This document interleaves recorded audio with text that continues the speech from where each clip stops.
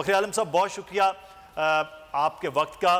बड़ा प्राउड होता है जब आप पाकिस्तान का सबसे लाली परचम लेके घूम रहे होते हैं पूरी दुनिया में, और अमन का पैगाम और पाकिस्तान का वो तशख़्ख़ुस जो पाकिस्तान का हकीकी चेहरा है वो दिखा रहे होते हैं। आज के दिन की मुनासबत से क्या कहेंगे फिर? सबसे पहले तो आप सबको यौम पाकिस्तान की बहुत बहुत मुबारक। पाकिस्तान जिंदाबाद।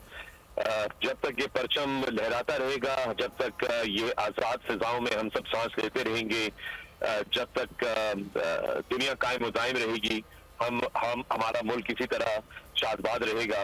और हमारी सबकी ये दुआ होनी चाहिए, याद रहे कि हम सब एक कौम है और हम सब की मंजिल भी एक ही है। हमारे बीच में इख्तलाफात बेशक हो, हमारे बीच में तकरार हो, हमारे बीच में डिसएग्रीमेंट हो, वो सारी चीजें अपनी जगह मौजूद, लेकिन हमें कभी ये बातें, जो भी हम हैं, जैसे भी हैं, हम हैं पाकिस्तानी। सबसे पहले हम सब पाकिस्तानी हैं, और उसके बाद फिर हमारे बीच में अलग जो भी चीजें हैं वो हो सकती हैं। तो मेरी बस हमेशा आप सब जैसे भाइयों से, जो आप लोग हमारे मुल्क की 24 घंटे नुमाइंदगी कर रहे होते हैं लाइव टेलीविजन के ऊपर, आप हमारे मुल्क के बारे में पूरी दुनिया को बता रहे होते हैं, खबरें दे रहे होते हैं, तो मेरी आप सबसे बस यही गुजारिश है कि हमेशा कोशिश करें कि ज्यादा से ज्यादा पॉजिटिविटी जो है वो दुनिया तक पहुंचा सकें पाकिस्तान के हवाले से। ज्यादा से ज्यादा मुस्बित चीजें जो है वो बता सकें पाकिस्तान के बारे में। मेरी खुद भी यही कोशिश होती है।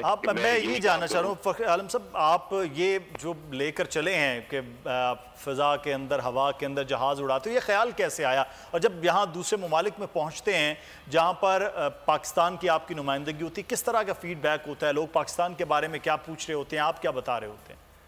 देखिए, ये हुआ यूं था कि जब 2015 में मैंने जहाज उड़ाना सीखा था, तो उस वक्त मैंने फैसला किया कि यार मैं कुछ और भी करना चाहता हूँ। लाइसेंस तो मिल गया, पायलट तो बन गया हूँ, तो मैं कुछ और भी करूँ। तो मैंने फिर ये बड़ा रिसर्च की कि क्या हवाबाजी के शोबे में क्या क्या रिकॉर्ड जो है वो मौजूद है।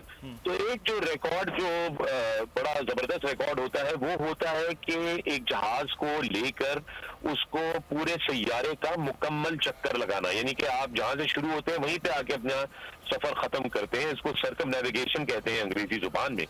और पाकिस्तान में ही पाकिस्तानी ने आज तारीख में पहले ये काम नहीं किया था, तो मैंने सोचा कि क्यों ना मैं अपना नाम तारीख में रकम करा लूं।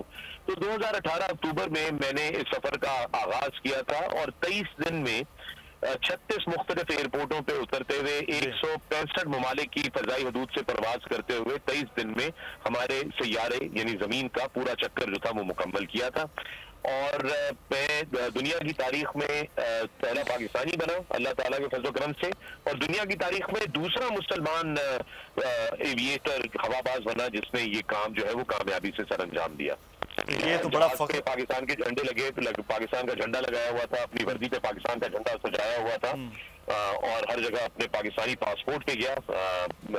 तो मुझे बड़ी इस बात की खुशी थी कि दुनिया तक ये बताया गया कि पाकिस्तानियों के अंदर भी वो जज्बा, वो स्पिरिट ऑफ एडवेंचर, वो स्पिरिट ऑफ एक्सप्लोरेशन जो है वो मौजूद है।